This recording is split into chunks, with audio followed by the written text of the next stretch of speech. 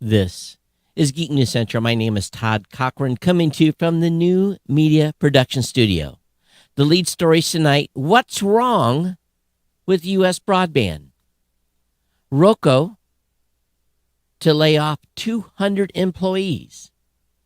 New FTX boss condemns prior management of the crypto exchange. And big congratulations to NASA for successfully launching Artemis at about 1:47 a.m. the other morning. Woohoo! I want to welcome you to episode 1634 of the Geek News Central podcast for Thursday, November 17th. This show is sponsored in part by GoDaddy.com and listeners just like you. Great deals from GoDaddy can be found at geeknewscentral.com/GoDaddy. You can support this show today at geeknewscentral.com/insider. Hey, I want to give a warm welcome to all the brand new listeners of the show. Thanks for being here. Thanks for checking the show out. Make sure you get over to geeknewscentral.com. When you get over to the website, follow or subscribe to the podcast. You can sign up for the newsletter as well. The newsletter is a little bit further down the website. That guarantees that you'll never miss a single episode of the podcast, where I will deliver the show notes directly to your email inbox immediately following the show. All that again can be done at geeknewscentral.com. Of course, you can always contact me via email, geeknews@gmail.com, at geeknews on Twitter. That's the two ways really stay the closest connected to the show. You can follow me at Facebook, just searching for my name as well, Todd Cochran. All the partner shows, they're all linked at geeknewscentral.com. That includes the New Media Show, includes the Gadget Professor with Mr. Don Bain, the GNC Week in Review with Kirk and Scott. Definitely check all those shows out, part of the GNC family. If you'd like to join the GNC family and be a podcaster over here, all you have to do is drop me an email. Again, geeknews@gmail.com.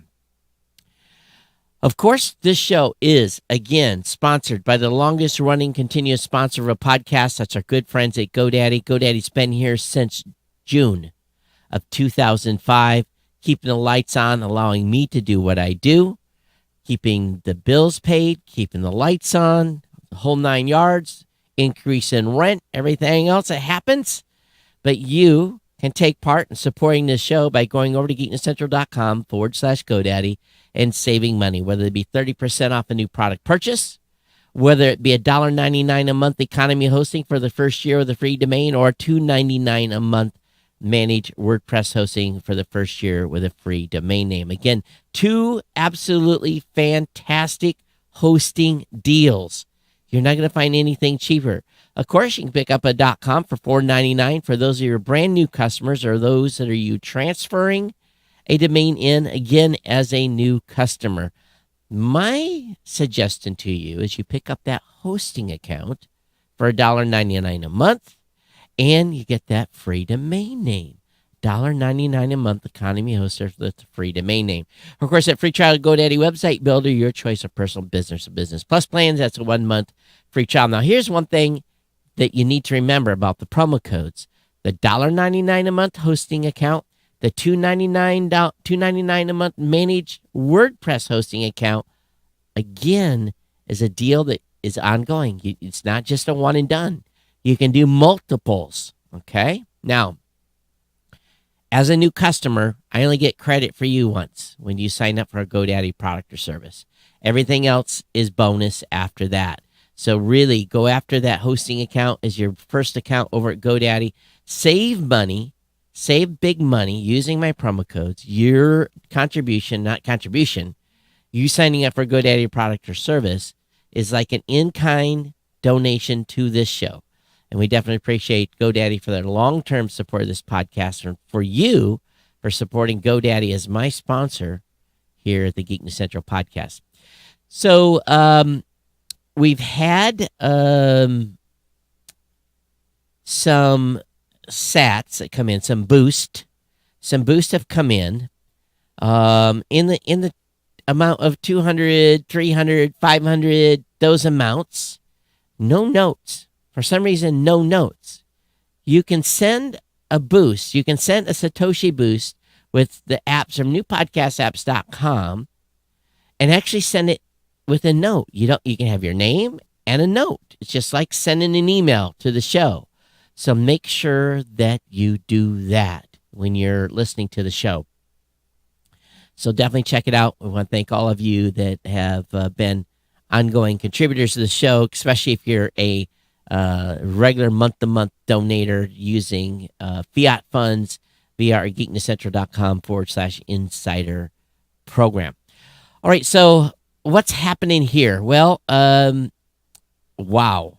I stayed up Tuesday night, Wednesday morning. Well, I didn't. I went to bed for a little bit. Couldn't sleep very well. Alarm went off about 5 minutes before the Artemis launch was supposed to take place. And of course, they were in hold. Well, it took about 35 minutes or so. And finally, they were able to light that candle. And it was a beautiful, incredible launch. All this money spent on this NASA launch and nary a camera on the rocket. It was the most boring. I mean, for like 40 seconds, that's cool. And then the show was over. I did not understand what they were doing, why they didn't have cameras. We didn't get to see any separations. It was plain Jane boring NASA launch. And you're going to have all this kind of money spent and you're going to have a boring launch? And you're gonna have us all sit up and we going off the pad was good, but we didn't get to see anything climb out. We didn't get to see anything in space. Finally, when they got the spacecraft departed from its, headed towards the moon or whatever it was going to do, they finally turned on a few cameras, and then they were horrible. Nothing looking out, looking back was just crap. So I do not understand whoever the PR person is at NASA and wasn't able to get a few cameras on this $1 billion rocket that went to space. And they said that they actually had planned on the rocket damaging the tower. They hadn't put in, they were going to have to replace stuff on the tower from each launch. What is that? I don't get it. But it's been a pretty long week here. I'm definitely looking forward to the weekend. Again, the opportunity is open if you want to become part of the GNC family. Drop me an email. I'm big time Charlie Brown on this podcasting 2.0 stuff as I've been bugging you, newpodcastapps.com. I want to convert. If I could convert all of you to listening on a new podcasting app and do a little bit of value for value, we could change the show completely. We really could. It's up to you to go over to newpodcastapps.com and try one of these new podcast apps. Get in on the game. Let's have fun. They're gamifying comments. Lots of shows are seeing huge success in this. And I know you're happy with your old apps, but go download Fountain to listen to this show. Just one more app. Small favor I'm asking you. Get hooked up in this new ecosystem that we're working very, very hard to build. Hey, Curtis, how you doing, my friend? Hope you're doing well. Doing well. Miss the gang, be honest with you. All right, so let me go ahead and get into this stack of stuff here. And I saw an article today by The Verge. What's wrong with US Broadband? And of course, I got all excited in reading this. The Verge and Consumer Reports collected 22,000 internet bills to find out how Americans are getting online to paint an ugly picture. So the majority of you that sent in your bills, of those 22,000 that sent in, are paying between $65 and $75 for just your internet service. Another portion are paying $85 to $95. And there's a whole bunch of people that are in the $95 to $105 range, and then a bunch in a group in the $55 to $65 range. So needless to say, $55 to $105 seems to be the range. And then they had a breakdown by internet provider. Frontier Communications was the cheapest. Well, their stuff is mostly crap anyway. And then I just looked through here, and there's very few. Of course, I'm on the upper end of this with with the Spectrum at $78.40, and because I have a business account, multiply that by 4, because that's just how much it costs to have a business account. So I'm not paying $80. I'm paying well over 200. So multiply it by 3, actually. Of course, Viasat was in this at the most expensive at $117. But most people, just like me, don't and cannot choose a carrier. There was one vendor in 9,000 of the 22,000 bills that were sent in. 2 vendors were made up of 7,200 respondents, and 3 plus vendors was 1,802. Where I live here, where I've got my office in the city, there's 2 opportunities. But the other company is about another $200 more per month for a business line. But one thing's for sure, the price goes up considerably when there is only one internet provider. They have a way to basically bilk you out of more cash. And then a lot of companies add more fees. Now, of course, HughesNet, which charges for additional broadband, they were the highest at about $70 a month.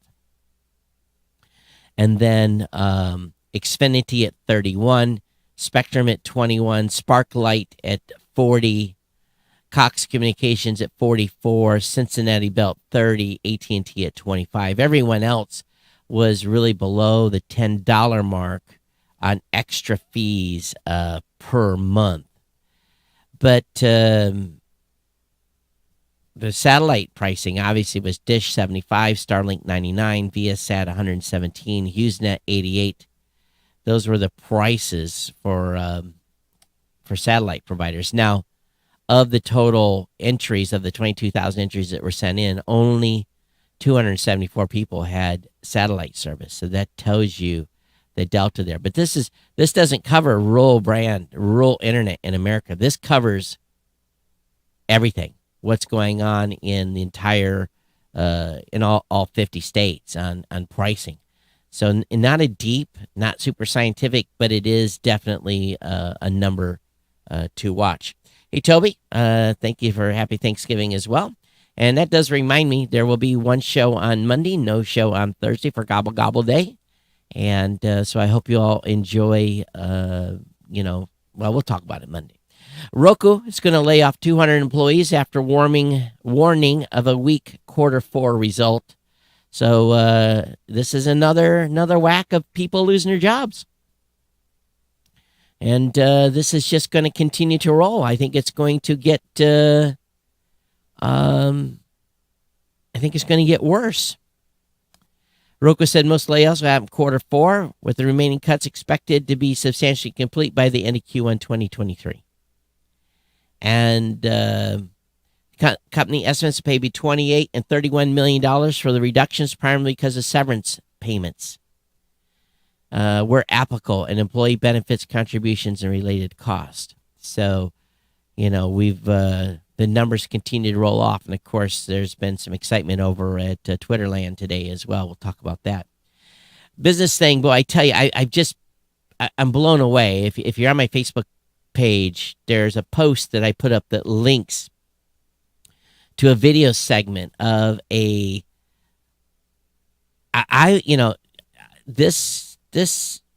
former CEO who is hiding out in Bahamas because he's definitely doesn't want to get arrested, or he better go somewhere else because of all the political money that he's spread around. When they tell political people to pay people back, then bad things usually happen to those people. But anyway, there's a video out that if you haven't seen it, you will be astonished. It was this former CEO's girlfriend who ran the Alameda whatever division of this company, and what she says about how they did finance projections and stuff will astound you. She's not qualified, in my opinion, to run a lemonade stand.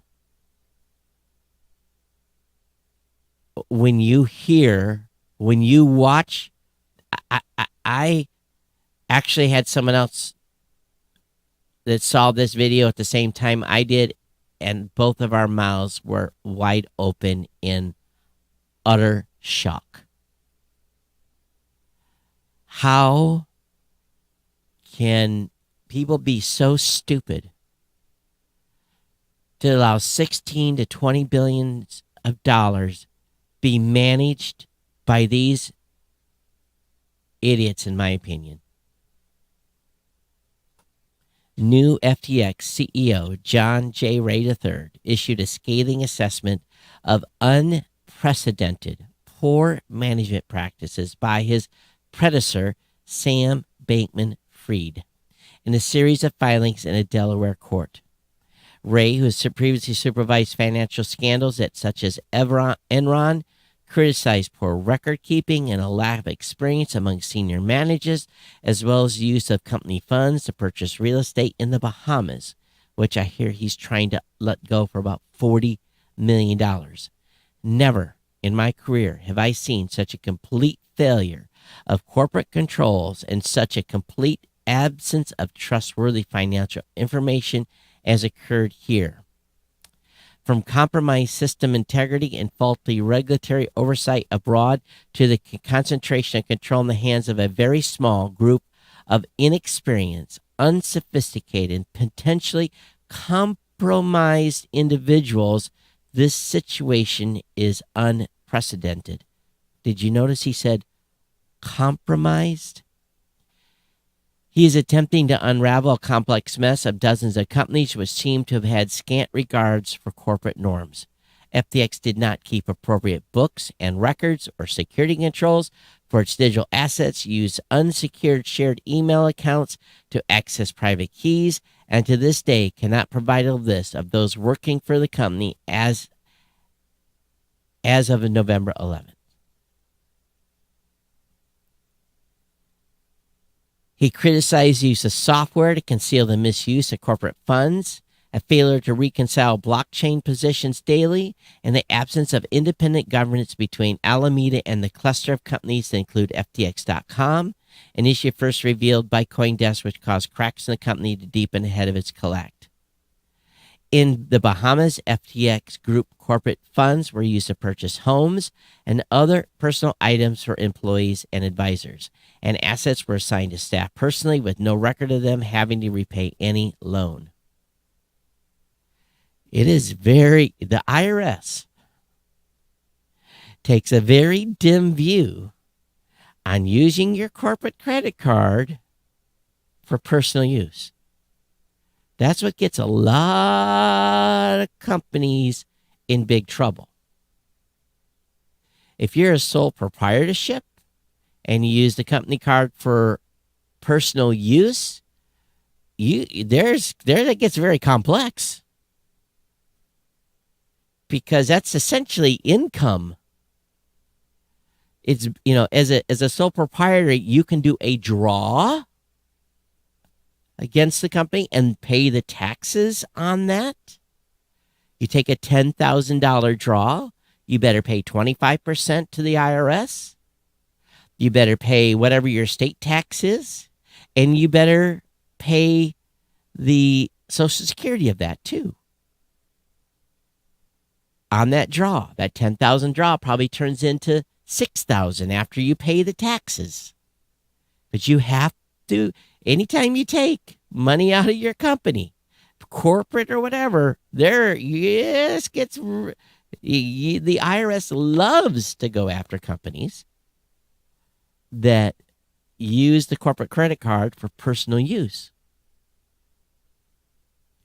And it doesn't end well for those companies. Well, liquidators from the Bahamas argued that companies operated from there in practice, and the U.S. side of the affair should be handled as a subsidiary issue in a New York court under Chapter 15, another section of the U.S. Bankruptcy Code, which deals with cross-border failures. Having two bankruptcy courts consider related issues simply makes no sense, said a separate filing on behalf of what remains of FTX Trading. the Antiguan company, which filed for bankruptcy in the U.S. It would result in potential inconsistent opinions, duplication of efforts, and unnecessary expense. So let's go back a second here to the word of compromised individuals. This individual that ran this company donated millions and millions of dollars to both Republicans and Democrats. About an 80-20, looks like, split. Whose money was that? Where did that money come from? Because, again, as we said in the last show, it appears that money was coming back from Ukraine into FTX too. This thing is going to be, books are going to be written about this. Now, I will wish no ill will upon no one, but if this guy has any money left, he better hire a personal security detail. He has caused nearly 1 million people to lose $16 to $20 billion. There ain't no Trump change, ladies and gentlemen. So this is going to be a saga we're going to be talking about on this show for a while. It's insane. And all you got to do is go to my Facebook page, scroll below this live video, and you'll find the link from the daily. Go halfway down the daily and watch the clip of this gal that was the CEO of this Alameda group. And once you see that, how did this happen?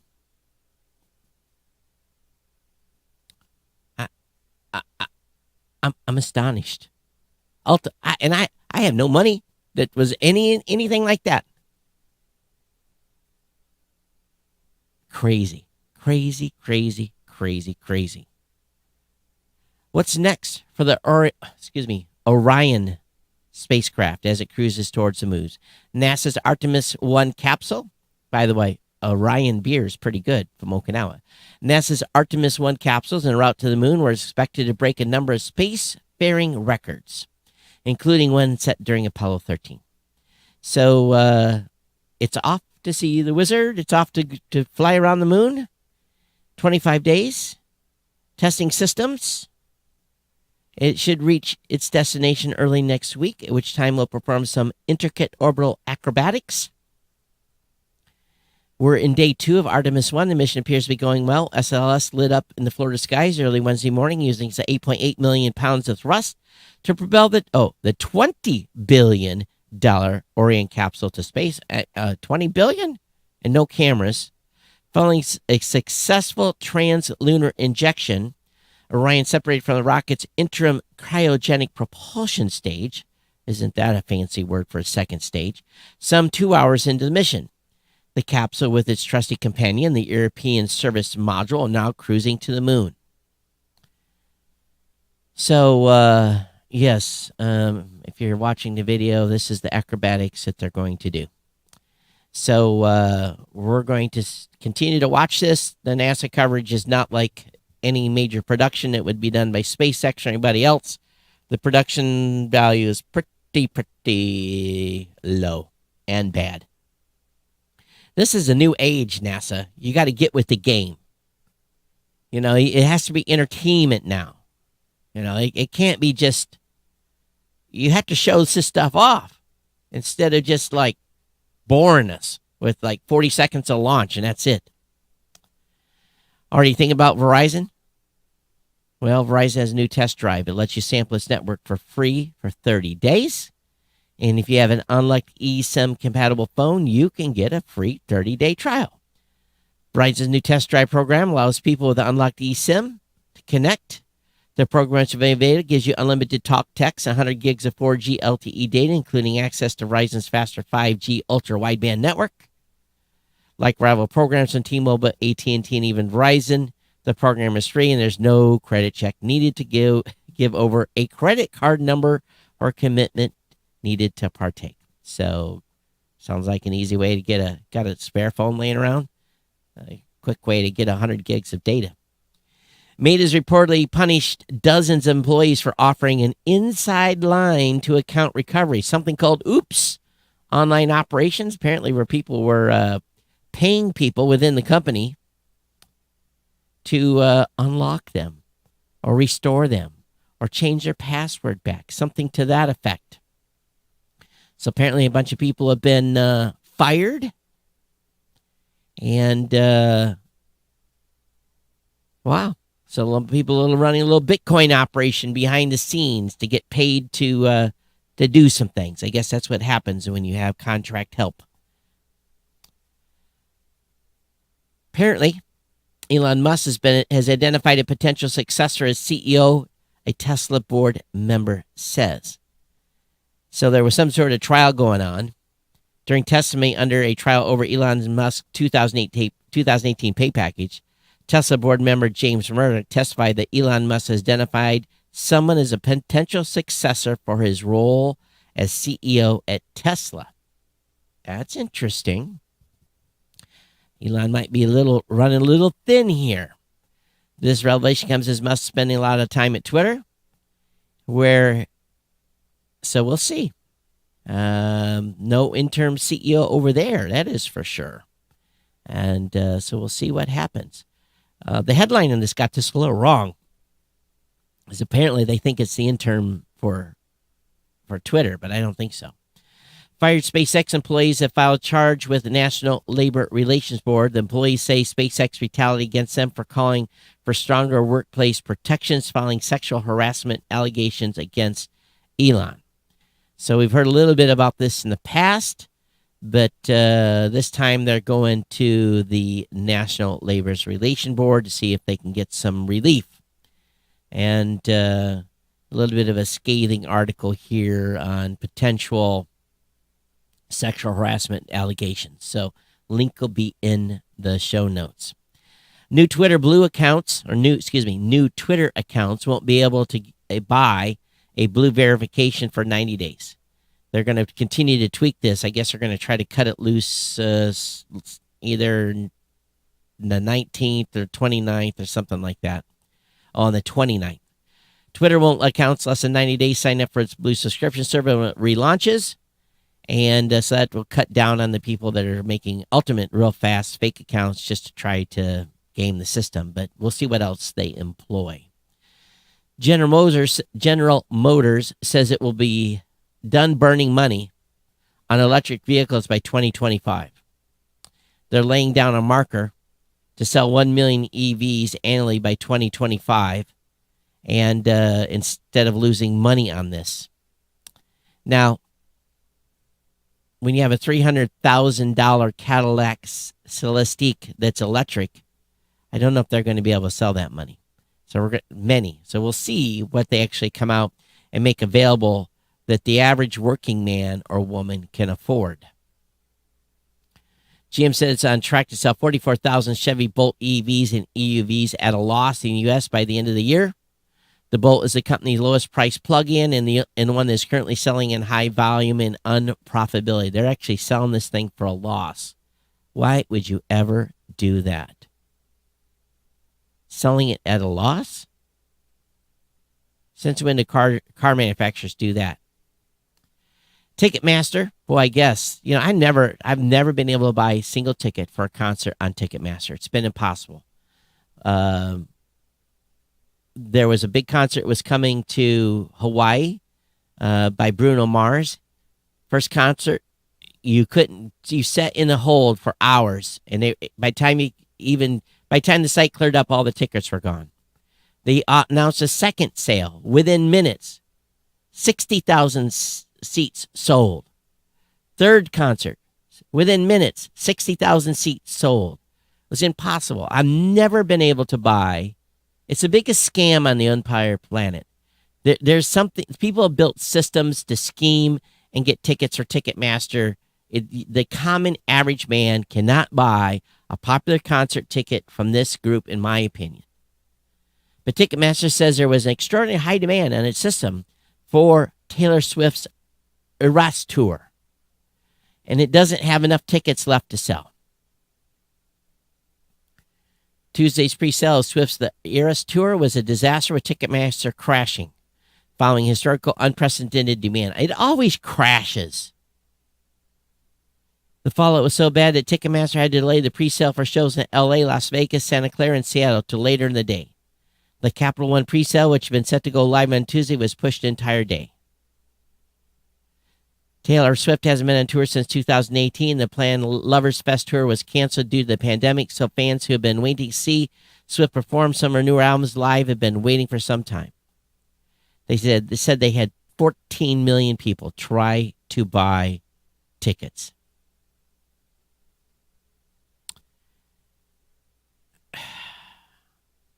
Watch her on YouTube, everybody.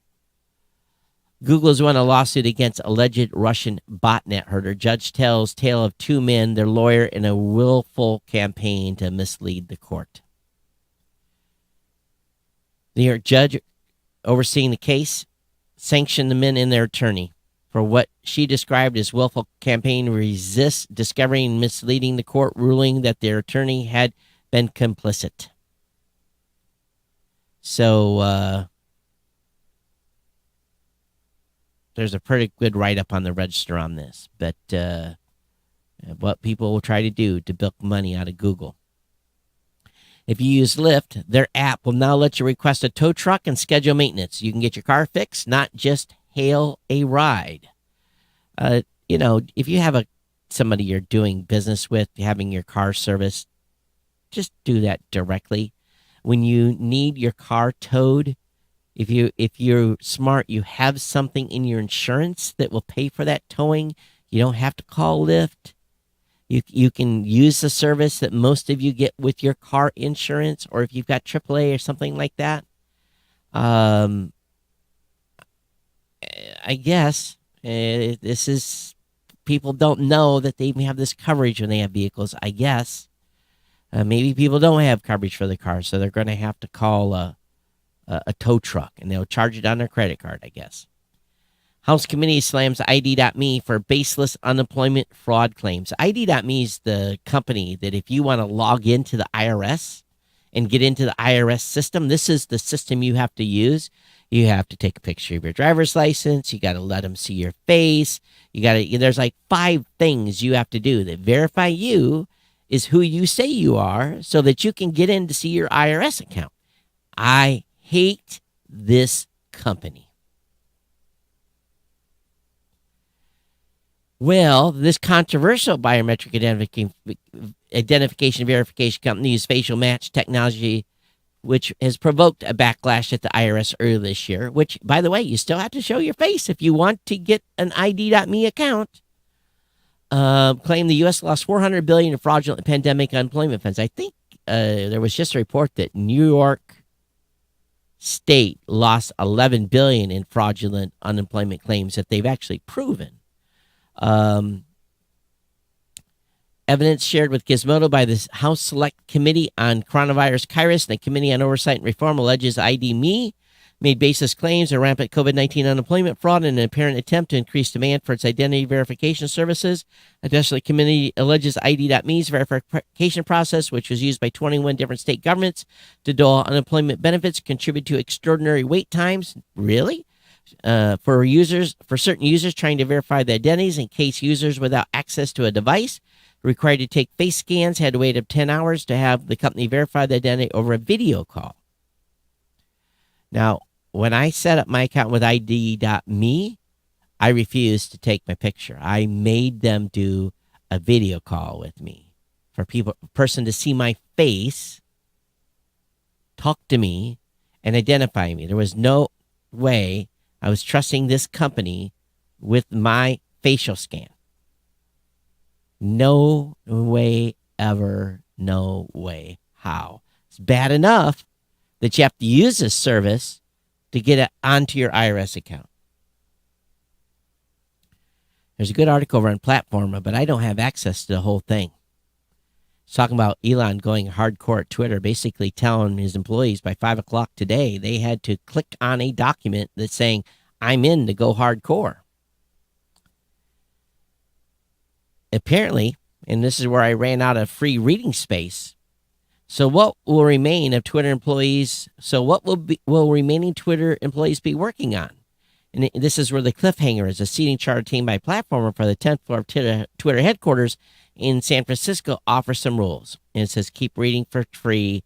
Give me your credit card for the rest of the information. I've only ever read one article on Platformer. I'm not giving them my credit card. No, thank you. So if anybody gets a link to that, please send it over.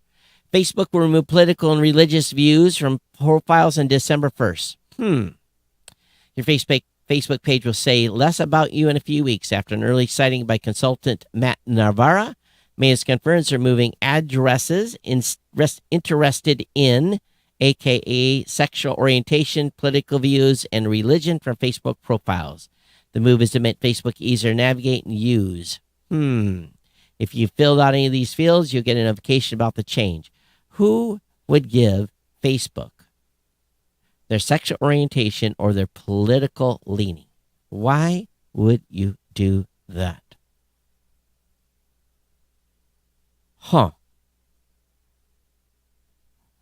Okay.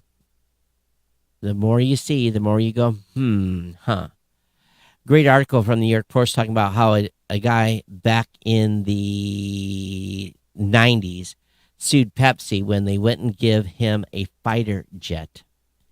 This is really awesome. There's a Netflix documentary series on Pepsi, Where's My Jet? This is going to start today. I think this is going to be a good one to watch. Talks about dudes that collected points when Pepsi allowed you to cash in points from Pepsi that you've drank for prizes. It was 7 million points. You could get a Harrier jet. And two guys went about getting 7 million points. Yep. Definitely check this out. Oh, look right here on New York Post. Disgraced FTX founder's ex confessed she made foray into Chinese harem and polyamory. Oh, so there's more about this. Okay, she wants to be poly. I'm cool with that. It doesn't matter. But Chinese harem? This is the person that ran Alameda's FTX thing? The New York Post is a little bit saucy, but wow. Oh, man. There's going to be some stories. Archer, the company, is revealing its electric air taxi for 10-minute flights to the airport. The Archer Midnight could fly you and 3 other passengers from Manhattan to Newark's airport starting in 2025. That 10-minute flight on Midnight, $100 a pop, could be a first step in a potential dramatic transportation aviation. If I can go from downtown Manhattan to Newark in 10 minutes and $100, you know how much Uber costs? $50 to $60 and maybe an hour and a half. If you're lucky, depending on the time of day, that's going to be worth it. But the problem is how much luggage are they going to carry? You're going to be able to carry just 5 pounds of stuff. What are you going to be able to carry on that VTOL to get to the airport? Does it say? It'll have 1,000-pound payload in a 100-mile range. So is it $100 a person? It's got to be. Can't be $100 for just maybe they're going to. Yeah, maybe it's $100 a person, $400 a flight. That's kind of expensive. 1,000 pounds. That's 200 for me. 4 people. You might get 3 people. Might get some luggage in there. Who knows? But Archer, potentially flying you from Manhattan into Newark, sounds like a deal to me. Android will prompt you now to update apps if they're crashing. It's rolling out with version 33.2 of the Google Play Store this week. So just be aware of that. Something that Google is making a tweak. Also, Sonos plans to enter 4 new product categories, and the first is coming next year. On its quarter 4 earnings call, Sonos offered a unusually deep glimpse into the future. After are the long-rumored headphones almost ready? Well, they didn't offer any hints on what those categories might be. However, based on the rumor mill and job posting, it looks like they're going to be delivering those wireless headphones. We'll see. And some patent filings as well. So I used to be a huge fan of Sonos speakers, but things have changed at this point. Lots of options out there in Bluetooth and a whole bunch of other options as well. So I don't know if I could really get behind them as much. Interesting, China is urging military veterans to work in an iPhone factory. The call came from Veterans Affairs Bureau, the People's Liberation Army, in the same province as the plant.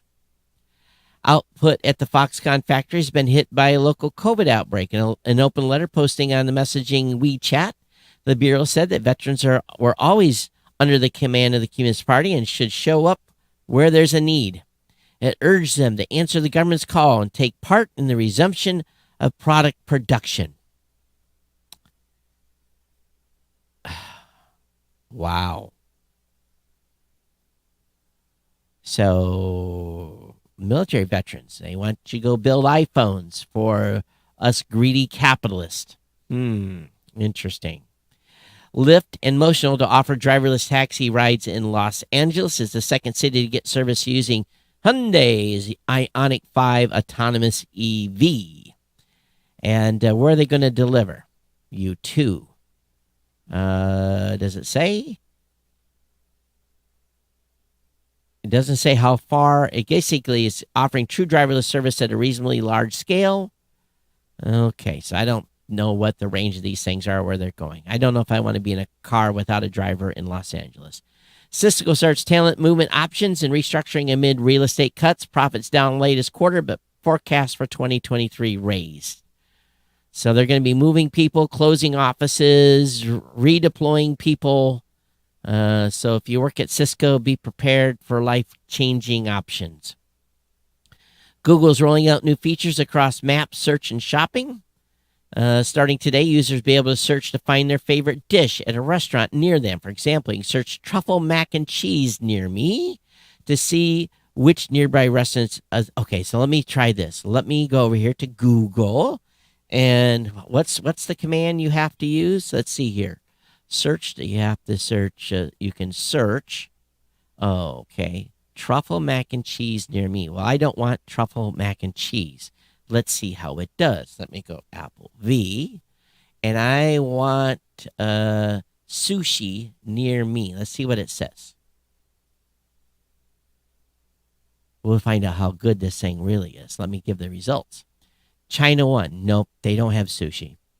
Timbuktu in Fremont, Indiana. No, they do not have sushi. Neither does the Rice Bowl restaurant in Angola, Indiana have sushi. Got it wrong. So let's try another one. Let's see what Google can do for, all right, what's the thing that I like?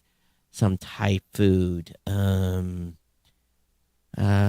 me try something else. Let me try seafood near me.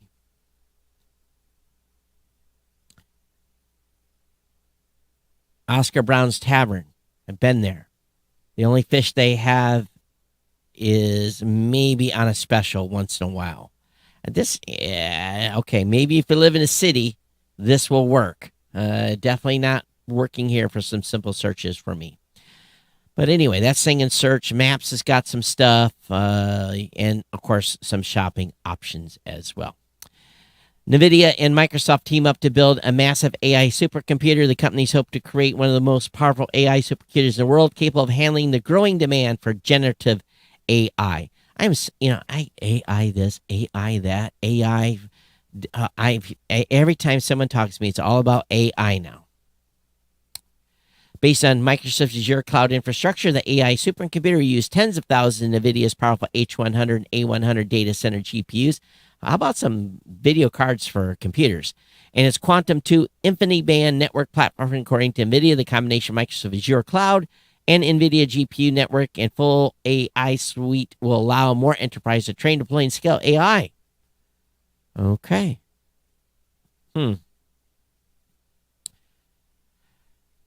Pew Research Center. Connection, creativity, and drama. Teen life on social media in 2022. A study done. Majority of teens credit social media with strengthening their relationship and providing support, while also noting the emotional charge side of these platforms. Majority of teens say social media provides them with a space for connection, creativity, and support. 33% said a lot. 47% said a little.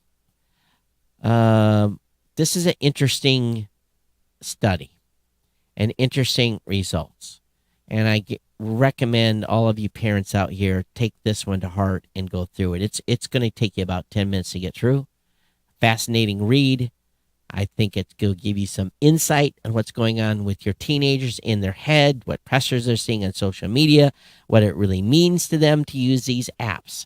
So definitely consider checking it out. Definitely worth your time. All right, it's been my pleasure to bring you this show. Don't leave yet. Don't go. Stick around for a second. Geeknews@gmail.com. Geeknews@gmail.com is a place to send your emails. Follow me on Twitter @geeknews. Send me a DM or whatever it may be. Consider going over to newpodcastapps.com, newpodcastapps.com. Get a value for value podcast app to be able to support this show in the value for value model. You can also go over to geeknewscentral.com/insider. Just become an insider. There is a place there in that page now where you can make a Satoshi donation to the show using GetAlby. Quickest way to get set up, get your wallet set up on GetAlby. Get going. Let's do it. Let's play in this new ecosphere of value for value. All right, we'll be back with you next Monday for another show. It is freezing cold, snowing here. I went and had my snow tires put on today. The treads I had on my normal summer drivers do not do well in snow, ice, or anything.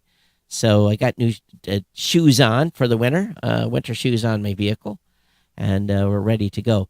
Hey, again, if you're heading out on vacation already on Monday, if you're taking the week off, just remember me here. Don't forget to tune in and listen to the show. It's been my pleasure bringing the podcast. Everyone take care, stay safe, watch out for one another, have fun during Thanksgiving. Make sure you talk about lots of politics. You get really political during the Thanksgiving thing, and you guys will have a lot to tell me about when you get back. Enjoy that. But anyway, I'll be back with you Monday for another show before we head off for Gobble Gobble Day. Everyone take care. We'll see you next time here in the Geek News Central podcast. Everyone take care. Bye-bye.